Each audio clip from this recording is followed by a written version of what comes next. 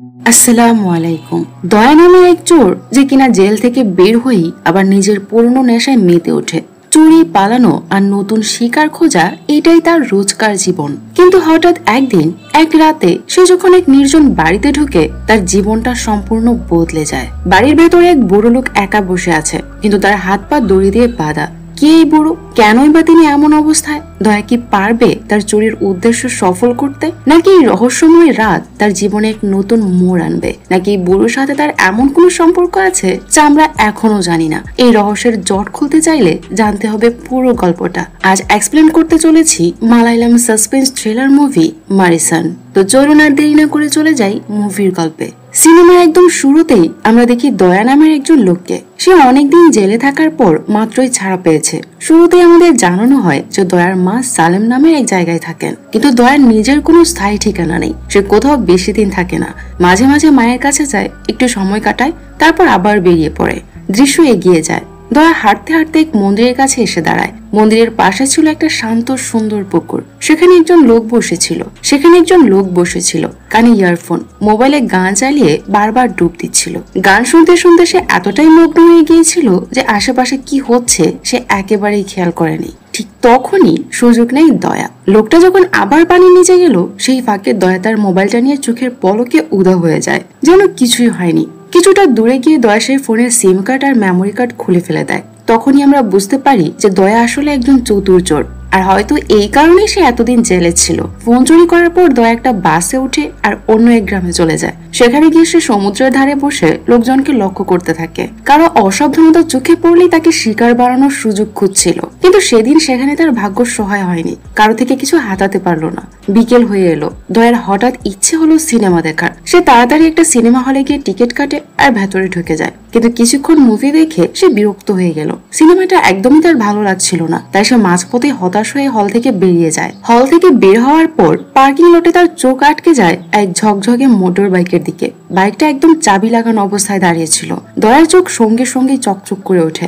এক মুহূর্ত দেরি না করে সে বাইকটা নিয়ে নেয়। এরপর দেখা যায় দয়া বাইকটার নম্বর প্লেট খুলে ফেলে আর সেখানে একটা নকল নাম্বার প্লেট লাগিয়ে দেয়, যাতে কেউ তাকে ধরতে আসলেও আসল মালিক চেনা না যায়। আর এভাবেই দয়া নিজের নতুন শিকার নিয়ে রাস্তায় বেরিয়ে পড়ে। পরের সিনে দেখা যায় দয়া একটা বাইক নিয়ে নাগারকোল নামের একটা গ্রামের দিকে যাচ্ছে। বাইক চালাতে চালাতে সে মনে মনে ভাবছে, আজ যদি একটা ভালো চুরি করতে পারি তাহলে পুরো সপ্তাহের খরচটা চালানো সহজ হয়ে যেত। তার মনটা লোভ আর টেনশনে ভরা, কারণ এই কাজটা তার কাছে খুব দরকার ছিল। দয়া যখন গ্রামে পৌঁছায় তখন তার চোখে পড়ে একটা বাড়ি। বাড়িটার সব লাইট নিভে আছে, ভেতর থেকে কোনো শব্দও আসছে না। চারপাশে একেবারে শান্ত পরিবেশ।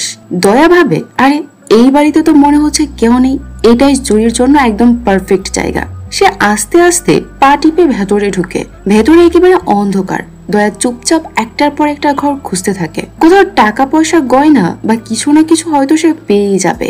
হঠাৎ করে সে একটি ঘরে ঢুকে যায় আর সেখানে গিয়ে অবাক হয়ে দাঁড়িয়ে পড়ে, কারণ ঘরের ভেতরে একজন বয়স্ক মানুষ বসে আছে। লোকটার নাম ভেলান। প্রথমে দয়া একটু ভয় পায় আর অবাক হয়। তার মনে প্রশ্ন জাগে যে এত রাতে একজন বুড়ো লোক জেগে বসে আছে, অথচ পুরো বাড়িটা এত চুপচাপ কেন? ঠিক সেই মুহূর্তে ভেলান দয়ার দিকে তাকিয়ে বলে ওঠে, আরে কুমার, তুমি এসেছো বাবা? আমি অনেকক্ষণ ধরে তোমার জন্য অপেক্ষা করছি। এসো, আমার হাতের বাঁধন খুলে দাও। ভেলানের কথা শুনে দয়া একদম হতবাক হয়ে যায়। সে নিজের মনে ভাবে, এই বুড়ো লোকটা আমাকে কুমার কেন বলছে?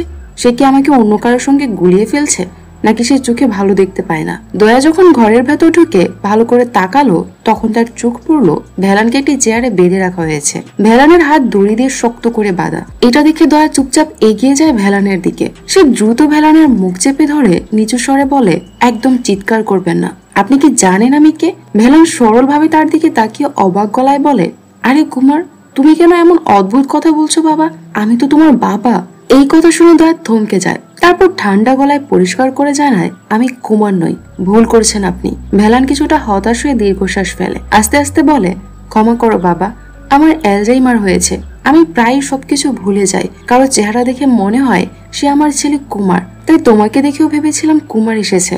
দয়া তখন একটু অবাক হয়ে জিজ্ঞেস করে, কিন্তু আপনি তো নিজের বাড়িতেই আছেন, তবু আপনাকে কেন দড়ি দিয়ে বেঁধে রাখা হয়েছে? আপনার ছেলে এমনটা কেন করেছে? ভেলান ধীরে ধীরে উত্তর দেয়, এই রোগের কারণে আমার ছেলে আমাকে সবসময় এই ঘরে বেঁধে রাখে, যাতে আমি বাহিরে পালিয়ে না যাই। শেষবার আমি হঠাৎ বেরিয়ে গিয়েছিলাম, তখন আমাকে খুঁজে আনতে ওর অনেক দিন লেগেছিল। সেই ভয়ে এবার এমনটা করছে। কথা বলতে বলতে ভেলানের চোখ ভিজে যায়, গলাটা কেঁপে ওঠে। কিন্তু এভাবে বাধা থাকা আমার একদমই ভালো লাগে না। আমি তো বন্দী নই, তুমি যদি আমার দড়ি খুলে দাও তাহলে আমার ছেলে আসার আগে আমি একটু মুক্তভাবে নিঃশ্বাস নিতে পারি। ভেলানের কথা শুনে দয়া গায়ে মাখে না। সে ভাবে, একে তো বুড়ো মানুষ, আবার দড়িতে বাঁধা, সে আর আমাকে কি করতে পারবে। তাই সে ভেলানকে বলে, চুপচাপ থাকুন, বেশি আওয়াজ করলে খারাপ হবে, মেরে ফেলবো। এরপর দয়া পুরো বাড়ি ঘুরে ঘুরে খুঁজতে থাকে। আলমারি, ড্রয়ার, বিছানার নিচ সব জায়গায় খুঁজো, কিছুই পায় না। তখন ভেলান মৃদু হেসে বলে, বাবা তুমি যত খুঁজে মরো এই বাড়িতে কিছুই পাবে না। আমার ছেলে বাড়িতে টাকা রাখে না, সব টাকা ব্যাংকে জমা আছে। কিন্তু দয়া কিছুতেই হাল ছাড়ছে না, সে আরো খুঁজতে থাকে। তখন ভেলান এক নতুন পরিকল্পনা করে, কারণ সেও তো চায় কোনোভাবে এই ঘর থেকে বের হতে। তাই সে দয়ার দিকে তাকিয়ে প্রলোভন দেখায়, যদি তুমি আমাকে এখান থেকে মুক্ত করে বাইরে নিয়ে যাও তাহলে আমি তোমাকে 25,000 টাকা দেব। দয়া যখন বাড়িতে ঘুরে ঘুরে কিছুই খুঁজে পাচ্ছিল না, তখন হঠাৎ ভেলানের এই প্রস্তাবটা তার কাছে ভালো মনে হয়। সে বলে, আমি রাজি। ভেলান তখন বলে, বাবা আমার কাছে হাতে নগদ টাকা নেই, যদি টাকা চাও তবে আমাদের এটিএম এ যেতে হবে, সেখান থেকে টাকা তুলে দেব। দয়া একটু ভেবে দেখে তারপর রাজি হয়ে যায়। সে ভেলানের হাতের বাঁধন খুলে দেয়। বাঁধন খোলার পর ভেলান বলে, একটু দাঁড়াও, আমি আমার ব্যাগটা নিয়ে আসি। আমি কয়েকদিনের জন্য বাড়ি ফিরবো না, তাই দরকারি জিনিসগুলো নিয়ে নেই। এরপর দুজন একসাথে রওনা হয় এটিএম এর দিকে। এটিএম বুথে পৌঁছানোর পর নতুন ঝামেলা শুরু হয়। ভেলান হঠাৎ বুঝতে পারে সে তার পিন নাম্বারটা মনে করতে পারছে না, কারণ সে অ্যালজাইমার রোগে ভুগছে। আর এই রোগের স্মৃতিশক্তি বারবার গুলিয়ে যায়। সে বারবার ভুল পিন দিচ্ছিল আর মেশিন বারবার পিন ভুল দেখাচ্ছিল। দয়া প্রথমে বিরক্ত হয়ে যায়। সে ভাবে বুড়ো হয়তো নাটক করছে, কিন্তু কিছুক্ষণ পর সত্যি সত্যি ভেলান মনে করতে পারে সঠিক নাম্বারটা। তখন সে অবশেষে সঠিক পিন দিয়ে এটিএম থেকে টাকা তোলে। ঠিক সেই সময় দয়া বাহিরে দাঁড়িয়ে দাঁড়িয়ে স্ক্রিনে চোখ পড়তে ভেলানের অ্যাকাউন্টের ব্যালেন্স দেখে অবাক হয়ে যায়। সেখানে প্রায় 25 লক্ষ টাকা ছিল। দয়ার চোখ বড় হয়ে যায়, যেন তার সামনে এক নতুন দুনিয়া খুলে গেছে। মনে মনে সে ভাবতে থাকে, ওরে বাবা, এই বুড়োর কাছে এত টাকা, যদি আমি যে কোনো ভাবে পুরো টাকাটা নিয়ে নিতে পারি তাহলে তো আমার জীবন একেবারে বদলে যাবে। এত টাকা থাকলে আর কোনোদিন আমাকে চুরি করতে হবে না, জীবনটা একেবারে রাজাদের মতো কাটাতে পারবো। তার মাথার ভেতরে তখন নতুন শয়তানি প্ল্যান ঘুরপাক খেতে শুরু করে। তখনই ভেলান তার কাছে আসে আর প্রতিশ্রুতি অনুযায়ী তাকে 25,000 টাকা দিয়ে সেখান থেকে যেতে শুরু করে। কিন্তু দয়াকে যে কোনো ভাবে তাকে থামাতে হবে। তাই সে জিজ্ঞেস করে, স্যার এত রাতে আপনি এখান থেকে কোথায় যাবেন? ভেলান তাকে বলে যে কাছের গ্রামে তার মেয়ের বাড়ি আছে, সে সেখানে যাবে। এই কথা শুনে দয়া বলে, ঠিক আছে, আমি আপনাকে বাস স্টপে ছেড়ে দিচ্ছি, আপনি আমার বাইকে বসুন, কারণ এত রাতে কোনো অটোরিকশা পাবেন না। ভেলানও তার কথা মেনে নেয়। তারপর তারা দুজন বাস স্টপের দিকে রওনা দেয়। কিন্তু পুরো রাস্তা ভেলান দয়াকে বলছিল যে সে যদি তার মেয়ের বাড়ি যায় তাহলে তার ছেলে কুমার সেখানেও পৌঁছে যাবে আর তাকে আবার বাড়িতে এনে বেঁধে রাখবে। এটা শুনে দয়া বলে, তাহলে সেখানে না গিয়ে অন্য কোথাও চলে যান, যেখানে সে আপনাকে সহজে খুঁজে পাবে না। তাই ভেলান তার পরিকল্পনা বদলে দেয় আর দয়াকে বলে যে তিরুবনমলায় আমার এক বন্ধু আছে, তাই আমি তার কাছে যাব, শুধু আমাকে ওখানে যাওয়ার বাসে তুলে দাও। দয়া মনে মনে ভাবে যে যদি ভেলানের টাকাটা পেতে হয় তাহলে তাকে ভেলানের সাথেই থাকতে হবে। তাই সে বলে, আরে স্যার, আমি নিজেও তো তিরুবনমলাইতেই যাচ্ছি, আপনি আগে কেন বললেন না? একটা কাজ করুন, বাসের টিকিটের টাকাটা আমাকে দিয়ে দিন, যাতে আমি গাড়িতে পেট্রোল ভরতে পারি। এতে আমাদের দুজনেরই কাজ হয়ে যাবে আর আমরা দুজনেই আমাদের গন্তব্যে পৌঁছে যাব। ভেলানের কাছে এই বুদ্ধিটা খুব ভালো লাগে, তাই সে দ্রুত দয়ার বাইকে বসে যায় আর তারা দুজন তিরুবনমলাইয়ের দিকে রওনা দেয়। কিন্তু যাত্রা শুরু করার কিছুক্ষণ পরে দয়া তাকে বলে, স্যার গাড়ির পেট্রোল প্রায় শেষ, আপনি যদি এখন টাকাটা দিয়ে দেন তাহলে আমরা পেট্রোল ভরে নিতে পারি। এই কথা শুনে ভেলান জানায় যে তার কাছে নগদ টাকা নেই, সব টাকা এটিএম এ আছে, তাই তাদের দুজনকে আবার এটিএম এ যেতে হবে। আসলে দয়ার মনে ছিল যে আগের বার ভেলান এটিএম থেকে মাত্র 25,000 টাকাই তুলেছিল, তাই এখন তার কাছে কোনো টাকা থাকবে না। যদি আমি তার কাছে টাকা চাই তাহলে সে আবার এটিএম এ যাবে, তখন আমি তার এটিএম এর পিন নাম্বারটা দেখে নেব। এটাই ছিল আসল কারণ যে কেন সে পেট্রোলের জন্য ভেলানের কাছে টাকা চেয়েছিল, যাতে সে তাকে এটিএম পর্যন্ত নিয়ে যেতে পারে। এবার তারা দুজন এটিএম এ পৌঁছায়। সেখানে দয়া তাকে বলে, স্যার আপনি এখানেই থাকুন, আমি টাকা নিয়ে আসছি, আপনি শুধু আমাকে আপনার পিনটা বলে দিন। এরপর ভেলান দয়াকে তার পিন নম্বরটা বলতে থাকে, কিন্তু প্রতিবারই পিনটা ভুল হয়, যার কারণে টাকা তোলার প্রক্রিয়া বারবার ব্যর্থ হচ্ছিল। অর্থাৎ ভেলানের অ্যালজাইমার রোগ দয়ার জন্য খুবই ঝামেলা তৈরি করছিল আর তার সব পরিকল্পনা একটার পর একটা ব্যর্থ হচ্ছিল। যাই হোক, এভাবেই রাত কেটে যায়, যার কারণে পেট্রোলের টাকা দয়াকে নিজের পকেট থেকেই দিতে হয়। পরের দিন সকালে দয়া আর ভেলান একসাথে হোটেলে নাস্তা করতে যায়। টেবিলে বসে থাকতে থাকতে হঠাৎ দয়ার মাথায় আরেকটা বুদ্ধি আসে। সে ভাবে ভেলান যেহেতু সবসময় অনেক কিছু ভুলে যায়, তাই একটা উপায় বের করতে হবে। যাতে নিজের দরকারি তথ্য মনে রাখতে পারে। দয়া তখন ভ্যালেনকে একটি ছোট্ট ডায়েরি হাতে দিয়ে বলে, তোমার সব দরকারি তথ্য এখানে লিখে রাখো, নাম, ঠিকানা, ছেলে মেয়ের নাম, সবকিছু। এতে করে যদি কিছু ভুলে যাও তখন ডায়েরি খুলে দেখলে আবার মনে পড়ে যাবে। ভ্যালেন ওর দয়ার কথা শুনে খুব মন দিয়ে লিখতে শুরু করে। সে প্রথমে নিজের নাম লিখে, তারপর মেয়ের নাম, তারপর ছেলের নাম, আর শেষে বাড়ির ঠিকানা লিখে। ও যেন অনেকটা স্বস্তি পায়, কারণ এতদিন ধরে যেসব ভুলে গিয়েছিল সেগুলো কাগজে লিখে রাখা একটা ভরসা পায়। এবার তো একটু কৌশল করে বলে, শোনো, তুমি তো অনেক সময় এটিএম কার্ডের পিন নম্বরও ভুলে যাও। ভাবো তো, এখন তুমি বাইরের বাইরে আছো, হঠাৎ যদি টাকার দরকার হয় তখন কি করবে? তাই এখনই তোমার এটিএম পিনটা ওই ডায়েরিতে লিখে ফেলো। এতে তুমি কখনো টাকার প্রয়োজনে সমস্যায় পড়বে না। দয়ার কথায় ভ্যালেন ভাবে যে হ্যাঁ, এটাও দরকারি, তাই সে তাড়াতাড়ি তার এটিএম কার্ডের পিন নম্বরও লিখে ফেলে। কিন্তু আসল সমস্যা হলো, সে যে পিনটা লিখেছে সেটা আসল পিন নম্বর ছিল না, সে ভুল পিন নম্বর লিখে ফেলে। মানে এত কিছু করার পরও ভ্যালেন আসল পিনটা ঠিক মতো মনে করতে পারে না। হোটেল থেকে বের হওয়ার পর হঠাৎ করে ভ্যালেনকে দয়া কোথাও খুঁজে পায় না। যখন সে এদিক ওদিক তাকায় তখন দেখে যে ভ্যালেন একটা বাসে উঠে চলে যাচ্ছে। সঙ্গে সঙ্গে দয়াও সেই বাসে উঠে পড়ে। সে ভ্যালেনকে বলে, স্যার, আপনি এই বাসে কেন বসেছেন? আমি তো ছিলাম, চলুন নামুন, আমাদের যেতে হবে না? কিন্তু আমরা দেখতে পাই যে ভ্যালেন এরই মধ্যে দয়াকে ভুলে গেছে। তাই সে বলে, বাবা, তুমি কে? তখন দয়া বলে, আরে আমি দয়া। ভ্যালেন বলে, কোন দয়া? আমি জানি না তুমি কে। বাসে বসে থাকা লোকজন এই দৃশ্য দেখে ভাবতে শুরু করে যে কিছু একটা তো গন্ডগোল আছেই। তাদের মনে হয় যে দয়া জোর করে বয়স্ক লোকটাকে অপহরণ করছে। তাই তাদের মধ্য থেকে একজন দয়াকে বলে, চলো একে থানায় নিয়ে যাই। কিন্তু এই কথা শুনে দয়া তাড়াতাড়ি বলে, আর এর পকেটে একটা ডায়েরি আছে, আর সেই ডায়েরিতে আমার ব্যাপারে লেখা আছে ওর অ্যালজাইমার রোগ আছে, তাই ও আমাকে ভুলে গেছে। এই কথা বলতে বলতে সে ডায়েরিটা বের করে সবাইকে দেখায়। তখন দেখা যায় যে ডায়েরিতে সত্যি দয়ার নাম আর ফোন নম্বর লেখা ছিল, কারণ যখন সে ভ্যালেনকে ডায়েরিতে সব তথ্য লিখতে বলেছিল তখন সে নিজের তথ্য লিখিয়ে দিয়েছিল। দয়া সেই লোকটাকে বলে, যদি বিশ্বাস না হয় তাহলে ডায়েরিতে দেওয়া নম্বরে ফোন করে দেখুন, এটা আমারই নম্বর। যখন তারা ফোন করে তখন দয়ারই ফোন বেজে ওঠে, আর তখনই হঠাৎ করে ভ্যালেনের দয়াকে মনে পড়ে যায়। এরপর তারা দুজনে আবার তাদের যাত্রা শুরু করে। হাইওয়েতে অনেক গরম লাগায় ভ্যালেন প্রস্তাব দেয় যে তারা গ্রামের রাস্তা দিয়ে যাবে। তাই তারা গ্রামের মধ্য দিয়ে যাওয়া একটা ছোট রাস্তা ধরে। রাস্তায় দয়া একটা ছাগলওয়ালাকে দেখতে পায়। তাকে দেখে তার মাথায় আবার একটা দুষ্টু বুদ্ধি আসে। তখন দয়া ইচ্ছাকৃতভাবে ছাগলওয়ালাকে তার গাড়ি দিয়ে ধাক্কা মারে। তখন ছাগলওয়ালা চিৎকার করে বলে, তুমি আমার ছাগলকে ধাক্কা মেরেছো, এখন তোমাকে ক্ষতিপূরণ দিতে হবে। দয়া বলে, আরে কাকা, ভুল করে হয়ে গেছে, আমি ইচ্ছে করে করিনি। আপনার ছাগলটাই গাড়ির সামনে চলে এসেছিল, তা আমার কাছে 2000 টাকা আছে, আপনি এটা রেখে আমাদের যেতে দিন। কিন্তু ছাগলওয়ালা তার কথা শুনে না, আর জেদ করে বলে যে তার 2000 নয় 3000 টাকা লাগবে। এই দৃশ্য দেখে চুপ হয়ে দাঁড়িয়ে থাকা ভ্যালেন বলে, বাবা, ঝগড়া করো না, এদের টাকা দিয়ে দাও। কিন্তু দয়া তাকে বলে, কাকা, কোথা থেকে দেব, আমার কাছে শুধু এই 2000 টাকাই আছে। এভাবে সে ভ্যালেনের কাছে সাহায্য চায়, আর তার কাছে এটিএম কার্ডটা চায়। এইবার ভ্যালেন তাকে তার কার্ডটা দেয়, আর আবার একটা নতুন পিন নম্বর বলে দেয়। দয়া যখন কাছে এটিএম থেকে 3000 টাকা তোলে তখন সেই পিনটা সঠিক হয় আর টাকা বেরিয়ে আসে। এটা দেখে সে আনন্দে আত্মহারা হয়ে যায়। এই আনন্দটা দ্বিগুণ করার জন্য সে সেই অ্যাকাউন্টের ব্যালেন্স চেক করে, আর তখনই সে চমকে যায়, কারণ অ্যাকাউন্টে মাত্র 8000 টাকা আছে। সে নিজের চোখে বিশ্বাস করতে পারে না, আর ভাবে যে 25 লক্ষ টাকা হঠাৎ করে কিভাবে 8000 টাকা হয়ে গেল।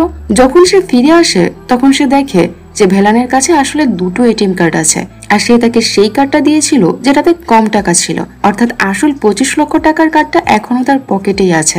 এর মধ্যেই ভ্যালেন গ্রামবাসীদের বলে দেয় যে দয়া তার ছেলে, আর সে পুলিশের চাকরি করে, এখন ছুটিতে আছে, তাই তারা দুজন ঘুরতে যাচ্ছে। পুলিশের নাম শুনে সেই ছাগলওয়ালা ভয় পেয়ে যায়। যখন দয়া তাকে টাকা দিতে যায় তখন সে টাকা নিতে পরিষ্কার মানা করে দেয়। উল্টো ছাগলওয়ালা দয়াকে বলে, স্যার, আপনিও কি মজা করছেন? আমার কোনো টাকা লাগবে না। আপনার বাবা আমাকে একটা খুব ভালো ওষুধ বলেছেন, যেটা দিয়ে কালকের মধ্যে আমার ছাগলটা সুস্থ হয়ে যাবে, তাই আপনি নিশ্চিন্তে যান। এই সামান্য ধাক্কায় ছাগলের কিছু হবে না। এরপর সিন পরিবর্তন হয়, আর আমরা দেখি যে লোকটার বাইক দয়া চুরি করেছিল সেই লোকটা তার বাবার সাথে থানায় গিয়ে অভিযোগ দায়ের করে। এই লোকটা আসলে একজন রাজনীতিবিদের ছেলে, তাই পুলিশ সাথে সাথেই তদন্ত শুরু করে দেয়। এদিকে রাতে দয়া আর ভ্যালেন একটা গ্রামের মধ্যে দিয়ে যাচ্ছিল। তখন ভ্যালেন বলে যে তার মনে হয় যে এই গ্রামটা তার চেনা, সম্ভবত তার এক বন্ধু সুব্রমানিয়াম এখানে থাকে। সে ইলেকট্রিক্যাল ডিপার্টমেন্টে কাজ করে, আর তার 3টি মেয়ে আছে। তাই সে দয়াকে বলে যে সে যেন পাশের দোকানে গিয়ে সুব্রমানিয়ামের ব্যাপারে খোঁজ নেয়, যাতে তারা আজকে রাতটা তার বাড়িতে থাকতে পারে আর পরের দিন সকালে আবার যাত্রা শুরু করতে পারে। এটা শুনে দেওয়ার সঙ্গে সঙ্গে পাশের দোকানে গিয়ে জিজ্ঞেস করে যে এই গ্রামে কি সুব্রমানিয়াম নামে কেউ থাকে। যে বিদ্যুৎ বিভাগে কাজ করে আর তার 3টি মেয়ে আছে। দোকানদার বলে, আমি এমন কাউকে চিনি না, তবে বিদ্যুৎ বিভাগে শ্রীনিবাস নামের একজন আছে যার 3টি মেয়ে আছে। দয়া ফিরে এসে কথাটা ভেলানকে বলে। এটা শুনে ভেলান একটু হতাশ হয়, কিন্তু তখন রাত হয়ে গিয়েছিল, তাই তারা দুজনে সেই গ্রামের একটা হোটেলে রাত কাটানোর সিদ্ধান্ত নেয়। হোটেলে আসার পর তারা দুজনে ফ্রেশ হয়ে মদ খেতে খেতে একে অপরের সাথে কথা বলতে শুরু করে। দয়া তার নিজের, তার মায়ের এবং তার একজন চোর থেকে কিভাবে জেলে গেল এইসব কথা ভেলানকে জানায়। এই মাঝে ভেলানও তার জীবনের কিছু গল্প দয়ার সাথে ভাগ করে নেয়। যদিও অ্যালজাইমার রোগের কারণে তার সবকিছু পরিষ্কারভাবে মনে থাকে না, যা মনে আসে শুধু সেটুকুই সে বলতে পারে। এরপর আমরা দেখি যে মদ খাওয়ার পর দয়া তার বন্ধু গণেশকে ফোন করে ভেলানের ব্যাপারে জানায়। সে বলে যে আমার একজন বড় লোক মিলেছে যার কাছে 25 লক্ষ টাকার একটা অ্যাকাউন্টের এটিএম কার্ড আছে, কিন্তু সমস্যা হলো সে পিন নম্বর ভুলে গেছে। এই কথা শুনে গণেশ উত্তেজিত হয়ে বলে, মনে হচ্ছে তুই অনেক বড় একটা কাজ করেছিস। এখন একটা কাজ কর, তুই এটিএম কার্ডটার ছবি আমাকে পাঠা, আমি সাথে সাথে একটা নকল কার্ড বানিয়ে তোকে পাঠিয়ে দেবো, আর তুই ততক্ষণ তাকে ব্যস্ত রাখ। এরপর রাতে যখন ভেলান ঘুমিয়ে যায়, দয়া চুপচাপ তার এটিএম কার্ডের ছবি তুলে গণেশকে পাঠিয়ে দেয়। পরের দিন সকালে দুজন আবার তাদের যাত্রা শুরু করে, কিন্তু রাস্তায় ভেলান আবার বিভ্রান্ত হয়ে যায় এবং দয়াকে জিজ্ঞেস করে, বাবা তুমি কে আর আমরা কোথায় যাচ্ছি? এইভাবে দয়াকে আবার সবকিছু নতুন করে ব্যাখ্যা করতে হয়। এরই মধ্যে হঠাৎ তাদের গাড়ির চাকা ফেটে যায়, যার কারণে তারা একটি মেকানিকের দোকানে থামে। মেকানিকের দোকানে গণেশ দয়াকে ফোন করে জানায় যে সে দুজন ছেলেকে তার কাছে পাঠিয়েছে যাদের কাছে নকল এটিএম কার্ডটা আছে। তখন দয়া তাদের দুজনকে তার লোকেশন জানায়। এরপর তারা দুজন দয়াকে কার্ডটা দিয়ে সেখান থেকে চলে যায়। এরপর যখন দয়া ফিরে আসে, তখন সে দেখে যে ভেলান সেখানকার লোকদের সাথে ঝগড়া করছে। আসলে কিছুক্ষণ আগে তারা ক্যারাম খেলছিল এবং বাজি ধরেছিল, কিন্তু ভেলান সেই বাজিতে হেরে গেছে, যার কারণে তাকে সেই লোকগুলোকে 10,000 টাকা দিতে হবে। এইটি দেখে দয়া সেই লোকগুলোর সাথে ঝগড়া শুরু করে আর বলে যে তোমরা এই লোকটাকে বোকা বানিয়েছো, তার তো এমনিতেই ভুলে যাওয়ার রোগ আছে। কিন্তু ভেলান তাকে বলে যে না, ওরা আমাকে বোকা বানায়নি, আমি সত্যি সত্যি বাজিটা হেরেছি। এরপর ভেলান সেই লোকগুলোকে টাকা দিয়ে দয়াকে সেখান থেকে চলে যেতে বলে। অবশেষে তারা একটা আশ্রমের কাছে পৌঁছায়, যেখানে ভেলানের এক বন্ধু থাকে। ভেলানের বন্ধু তাকে দেখে খুব খুশি হয়। এরপর ভেলান যখন ওয়াশরুমে যায়, তখন দয়া তার বন্ধুকে ভেলানের ব্যাপারে জিজ্ঞেস করে। সেই লোকটা তাকে একটা অবাক করা তথ্য দেয় যে ভেলানের কোনো সন্তান নেই, না মেয়ে না ছেলে, আর তার স্ত্রী অনেক আগেই মারা গেছে। সে আরো জানায় যে তার ছেলের নাম কুমার এবং ভেলান তাকে নিজের ছেলের মতো করে মানুষ করেছে। এছাড়াও কাছেই তার মেয়ের বাড়ি আছে, তাই চাইলে সে ভেলানকে তার মেয়ের কাছে নিয়ে যেতে পারে। কিন্তু দয়ার কাজ তখনও শেষ হয়নি। সে এটিএম কার্ডটা পেয়েছিল, কিন্তু বাকি কাজ করা বাকি ছিল। তাই সে ভেলানের কাছে এসে বলে, চলুন স্যার, এবার এখান থেকে যাওয়া যাক। কিন্তু ভেলান বলে, আরে দয়া, এত দূর বীরবনমালায় এসেছি, এখানকার মন্দিরগুলো না দেখে কিভাবে যাব? আমার ছেলে তো আমাকে কোথাও নিয়ে যায় না, তুমিই ভালো। দয়া এই কথায় রাজি হয়ে যায় আর তারা দুজন একটা মন্দিরে থেকে সেখানকার অতিথিশালায় রাত কাটায়। মন্দিরে বসে ভেলান দয়াকে বলে, এই গ্রামে আমার ছোটবেলার বন্ধু শ্রীধর থাকে। আমরা কৈশোরে ঝগড়া করেছিলাম, যার কারণে আমাদের কথা বলা বন্ধ হয়ে গিয়েছিল। এখন শ্রীধর একজন বড় ব্যবসায়ী হয়ে গেছে, তার কাপড়ের শপিং মলও আছে, কিন্তু তার সাথে কিভাবে দেখা করবো বুঝতে পারছি না, কারণ আমার কাছে তার নাম্বার নেই। এরপর ভেলান দয়াকে জিজ্ঞেস করে, তুমি কি আমাকে তার নাম্বারটা এনে দিতে পারবে? দয়া আত্মবিশ্বাসের সাথে বলে, আরে স্যার, এটা তো আমার বাহাতের খেল। এরপর আমরা দেখি যে দয়া শ্রীধরের শপিং মলে যায়। সেখানে সে সেই 25,000 টাকা দিয়ে ভালো ভালো জামা কাপড় কেনে। এরপর সেখানকার কর্মীদের সাথে কথা বলে খুব চালাকি করে শ্রীধরের খবর নেওয়ার চেষ্টা করে। সে বলে, আমি শ্রীধরের বন্ধু, কিছুক্ষণ আগেই তার সাথে আমার ফোনে কথা হচ্ছিল, কিন্তু আমার ফোন বন্ধ হয়ে গেছে। আপনি কি তার নম্বরটা ডায়াল করে আমাকে দেবেন? এভাবে সে শ্রীধরের ফোন নম্বর নিয়ে ভেলানের কাছে আসে। এটা দেখে ভেনাল তার প্রশংসা করে বলে, তুমি তো খুব প্রতিভাবান, পরে আমি তাকে ফোন করব। পরের সিনে আমরা দেখি যে ফরিদা নামের একজন মহিলা পুলিশ অফিসার তার দল নিয়ে একটা বাড়ির কাছে একটি খুনের ঘটনার তদন্ত করছে। এটি আসলে সেই বাড়ি যেখান থেকে দয়া ভেলানকে নিয়ে গিয়েছিল। ফরিদা জানতে পারে যে গত দুদিনে আরো 3টি খুন হয়েছে, একটি এই বাড়িতে, অন্যটি আরেকটি গ্রামে এবং তৃতীয়টি বীরুৎভটমালাইতে। আর তখনই আমরা বুঝতে পারি যে ভেলান গতকাল দয়াকে তার যে বন্ধু শ্রীধরের কথা বলেছিল, আজ তার লাশ একটা ব্রিজের নিচে পাওয়া গেছে। ফরিদা জানতে পারে যে শ্রীধরের ফোনের সিম নম্বর এখনো সচল আছে, ফোনের লোকেশন বারবার চেঞ্জ হচ্ছে, যার মানে অপরাধী এখনো ভ্রমণ করছে। অন্যদিকে দয়া আর ভেলান তাদের যাত্রা চালিয়ে যায়। দয়া ভেলানকে বলে যে পরের গ্রামে আমার বন্ধু গণেশের বাড়ি, সেখানে উৎসব চলছে, তাই আমরা সেখান দিয়ে যাব। এভাবে তারা রাতে গণেশের গ্রামে পৌঁছায়। আসলে এটা গণেশ আর দয়া দুজনেরই পরিকল্পনা ছিল, যাতে তারা দুজন মিলে ভবিষ্যতের পরিকল্পনা করতে পারে। কিন্তু গণেশ দয়াকে বলে, সঠিক পিন নম্বর খুঁজে বের করতে অনেক সময় লাগবে, আর ততক্ষণে এই বুড়োকে কত জায়গায় ঘুরাবি। তাই এখন তোকে এই বুড়োর থেকে পিন নাম্বারটা বের করতে হবে। কিন্তু এরপর আমরা এমন কিছু দেখি যা সম্পূর্ণ অপ্রত্যাশিত ছিল। ভ্যালেন গোপনে মদের গ্লাসে কিছু ওষুধ মেশায়, তারপর সে দয়া আর গণেশকে মদ পান করার জন্য ডাকে। তিনজন একসাথে মদ খায় আর উৎসব উপভোগ করে। এরপর যখন দয়া আর গণেশ ওই ওষুধের কারণে ঘুমিয়ে যায়, তখন ভ্যালেন ভালো করে তৈরি হয়ে শিবা সেলবন নামের একজন শিক্ষককে ফোন করে আর তার সাথে একটা জায়গায় দেখা করতে বলে। শিবা জিজ্ঞেস করে যে তুমি কে আর কেন তোমার সাথে দেখা করব। ভ্যালেন তখন বলে তোমার নিশ্চয়ই মধুমিতাকে মনে আছে। এই নামটা শুনে শিবা অবাক হয়ে জিজ্ঞেস করে তুমি ওই মেয়েটার কথা কিভাবে জানো। ভ্যালেন তখন বলে তুমি ওই মেয়েটার সাথে কি করেছো তা আমি খুব ভালো করেই জানি। তাই যদি আমার সাথে দেখা না করো তাহলে মধুমিতা আর তোমার ভিডিও আমি তোমার স্ত্রীকে পাঠিয়ে দেব। এই কথা শুনে ভয় পেয়ে শিবা ভ্যালেনের সাথে দেখা করার জন্য একটা স্কুলের কাছে যায়। সেখানে ভ্যালেন শিবাকে খুব নিষ্ঠুর ভাবে মেরে ফেলে। তখন আমাদের ফ্ল্যাশব্যাকে দেখানো হয় যে শিবা তার ছাত্রী মধুমিতার সাথে খারাপ কাজ করেছিল এবং তার ভিডিও বানিয়েছিল। তারপর সে ভিডিও দেখিয়ে সে মধুমিতাকে ব্ল্যাকমেইল করত। এভাবে সে অনেক মেয়েকে তার লালসার শিকার করেছিল। এরপর আমরা জানতে পারি যে এর আগে যে 3টি লোক খুন হয়েছিল সেই 3জনও মেয়েদের সাথে খারাপ কাজ করেছিল। এই কারণে ভ্যালেন গ্রামে গ্রামে ঘুরে বেছে বেছে তাদের মেরে ফেলছিল। এদিকে পুলিশ IMEI নম্বর ট্র্যাক করে ভ্যালেনের অবস্থান খুঁজে বের করে, কিন্তু তারা সেখানে পৌঁছানোর আগেই ভ্যালেন শিবাকে মেরে সেখান থেকে চলে যায়। ভ্যালেন পুলিশের চেয়ে 2 কদম এগিয়ে ছিল, কারণ সে কোনো প্রমাণ রাখছিল না। আর এই কারণেই সে তার ফোনটাও ফেলে দেয়। অর্থাৎ প্রতিটি খুনের পর সে শিকারের ফোন ব্যবহার করত এবং তারপর সেটা ফেলে দিত। পরের দিন সকালে আমরা দেখি যে ভ্যালেন কোথাও আহত অবস্থায় পড়ে আছে। যখন দয়া আর গণেশ তাকে এই ব্যাপারে জিজ্ঞেস করে, তখন সে একটা ছোট্ট মিথ্যে গল্প বানিয়ে বলে যে রাতে কেউ একজন আমার কাছে এসে আমাকে মারধর করে ফোন কেড়ে নিয়ে গেছে। এরপর আমার আর কিছু মনে নেই। দয়া ভ্যালেনের আঘাতের জায়গায় ব্যান্ডেজ লাগিয়ে তাকে কিছুক্ষণ বিশ্রাম নিতে বলে। পরে দয়া ভ্যালেনকে নিয়ে তার গ্রাম থেকে বেরিয়ে যায়। দয়া ভ্যালেনকে তার বাড়িতে নিয়ে আসে। এখানে ভ্যালেন খেয়াল করে যে দয়ার মা তাকে দেখে খুব বেশি খুশি হননি। উল্টো তিনি জিজ্ঞেস করে যে এবার কোন বড় কাজ করে এসেছিস। অর্থাৎ তিনি দয়ার চুরির অভ্যাস সম্পর্কে জানতেন আর এটি একদমই পছন্দ করতেন না। দয়া তার মাকে ভ্যালেনের ব্যাপারে জানায় আর বলে যে মা, এনার নাম ভ্যালেন, ওনার ভুলে যাওয়ার রোগ আছে। রাস্তায় আমার সাথে দেখা হয়েছিল, তাই আমি তাকে তার আত্মীয়ের বাড়িতে পৌঁছে দিতে যাচ্ছি। এরই মধ্যে ভ্যালেন দেওয়ালে টাঙানো দয়ার বাবা মায়ের বিয়ের ছবি দেখে এক দৃষ্টিতে তাকিয়ে থাকে। এটা দেখে দয়ার মা জিজ্ঞেস করে এটা আমার বিয়ের ছবি, কিন্তু আপনি এটা এভাবে কেন দেখছেন। তখন ভ্যালেন ইমোশনাল হয়ে বলে আপনার ছবির নিচে 17 এপ্রিল লেখা আছে, যেটা দেখে আমার কিছু কথা মনে পড়ছে। সে বলে যে আমার বিয়ে এই দিনই হয়েছিল আর সেদিন আমার স্ত্রীর জন্মদিনও ছিল। আমার স্ত্রী আমার জন্য তার পুরো পরিবারকে ছেড়ে এসেছিল, কিন্তু আজ সেই পৃথিবীতে নেই, তাই আমার তাকে খুব মনে পড়ছে। এই কথা বলে ভ্যালেন খুব ইমোশনাল হয়ে যায়। আর সত্যি বলতে এই দৃশ্যটা খুবই গভীর, যা ভাষায় প্রকাশ করার কঠিন। এরপর গল্পটা ফ্ল্যাশব্যাকে চলে যায়। আমরা দেখি যে ভ্যালেনের স্ত্রী একজন মনোবিজ্ঞানী ছিলেন এবং ছোট্ট এনজিওতে মেয়েদের কাউন্সিলিং করতেন।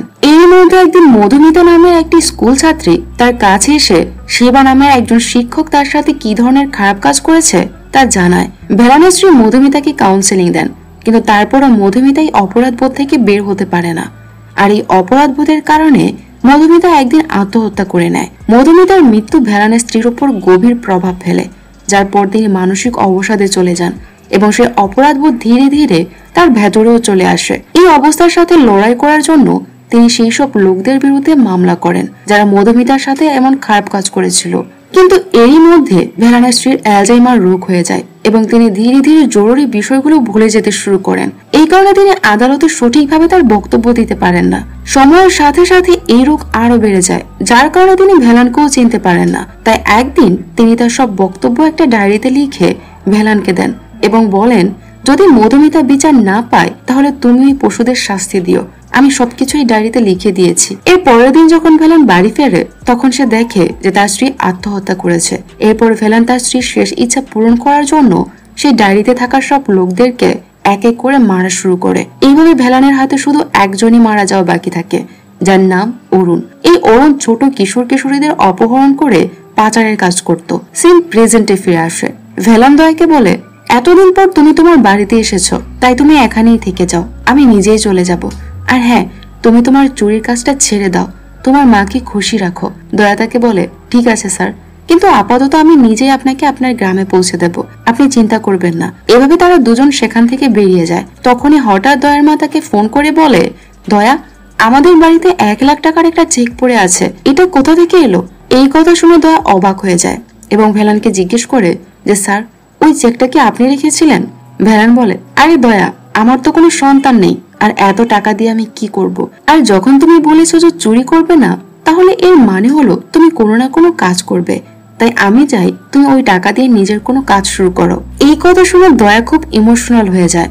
ভেলান তার জন্য এত কিছু ভাবছে আর সে এখনো তার টাকার পেছনে পড়ে আছে, কিন্তু পুরনো অভ্যাস তো এত সহজে যায় না, তাই দয়ার মনে এখনো লোভ থাকে। যদিও ভেলানের কারণে সে কিছুটা বিভ্রান্ত হয়ে যায় যে তার সাথে খারাপ কিছু করবে কিনা। তারা দুজন রাস্তায় একটা হোটেলে থাকে। সেখানে ভেলান আসলে তার শেষ শিকার অরুণকে মারতে এসেছিল, তাই সে বাথরুমে গিয়ে শিবার ফোনটা চালু করে এবং সেখান থেকে অরুণকে মেসেজ করে, আমি তোমার শহরে আছি, আমার একটা ভালো মেয়ে দরকার, তোমার সাথে কোথায় দেখা করব? একই সময় একটা ফুড ডেলিভারি বয় দয়াকে খাবার দিতে আসে।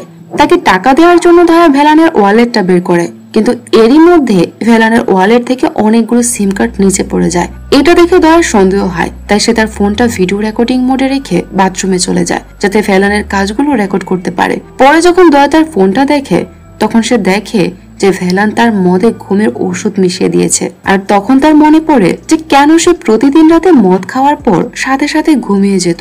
এরপর যখন ভেলান বাথরুমে যায়, তখন দয়া তার ফোনটা দেখে আর তাতে অরুণের সাথে তার কথাবার্তার রেকর্ডিং শোনায়, যেখানে ভেলান একটা মেয়েকে চাইছে।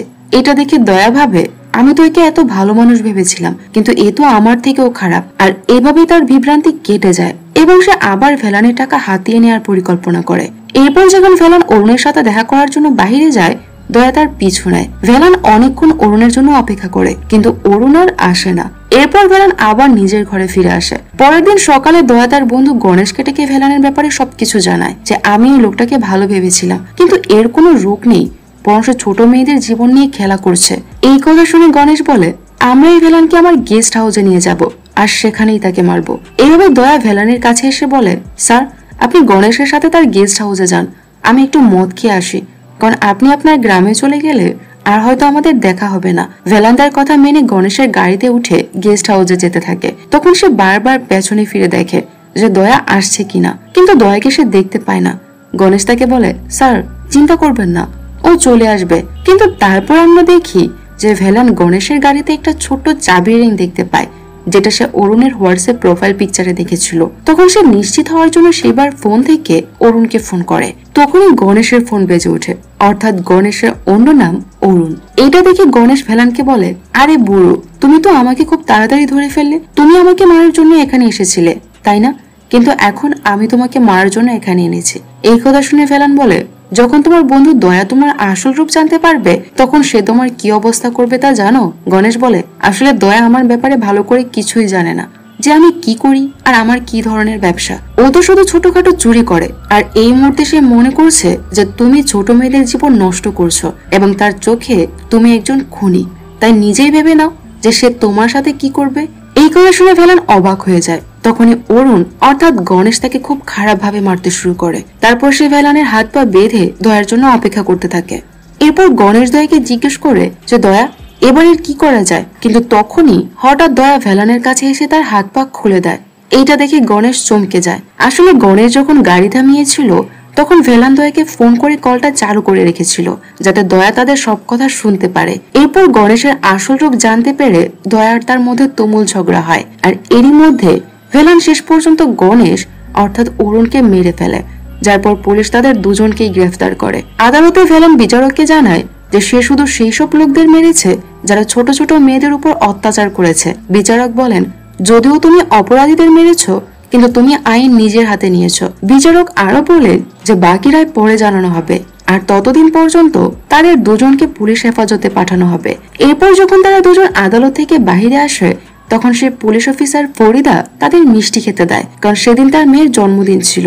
এছাড়াও যেসব মেয়েদের উপর অত্যাচার করা হয়েছিল, তাদের বাবা মারা ভেলানের কাছে এসে তাকে ধন্যবাদ জানায়। আর তখনই আমরা একটা অবাক করা তথ্য জানতে পারি যে আসলে যখন গণেশ ভেলানকে মারতে গিয়েছিল, তখন দয়া মাঝখানে এসে গণেশকে মেরে ফেলে। কিন্তু আদালতে গিয়ে ভেলান বলে যে সে খুনটা করেছে। এই কারণে যখন তারা দুজন জেলে যাচ্ছিল, তখন দয়া তাকে জিজ্ঞেস করে যে আপনি কেন এই দোষটা নিজের উপর নিচ্ছেন? ভেলান বলে, আমার জীবনের উদ্দেশ্য ছিল সেসব লোকদের মারা, যা এখন সম্পূর্ণ হয়েছে, কিন্তু তোমার জীবনটা সবে শুরু হয়েছে। যেটা তোমার মায়ের সাথে বাঁচতে হবে, তাই আমি তোমাকে এই মামলা থেকে দূরে রাখবো। এই কথা শুনে দয়ার চোখে জল চলে আসে। তখন সে জিজ্ঞেস করে, তাহলে আপনি ওই রাতে ওই বাড়িতে কি করছিলেন? ভ্যালান বলে, আমি সেই বাড়িতে সেই লোকটাকে মারতে গিয়েছিলাম, কিন্তু সে উল্টো আমাকে মারতে শুরু করে আর আমার হাত পা বেঁধে দেয়। তবুও আমি তাকে মেরে ফেলেছিলাম আর তার লাশটা খাটের নিচে লুকিয়ে রেখেছিলাম। আর ঠিক সেই সময়ে তুমিও বাড়ির ভেতরে চলে এলে। তখন আমি কি করব বুঝতে পারছিলাম না, তাই আমি ভুলে যাওয়ার ভান করেছিলাম। এইভাবেই দয়ার সামনে সত্যিটা আসে আর এরই মধ্য দিয়ে মুভিটা শেষ হয়ে যায়। তো মুভির গল্প আপনাদের কাছে কেমন লেগেছে তা কমেন্টে জানাতে ভুলবেন না। সবাই ভালো থাকবেন, সুস্থ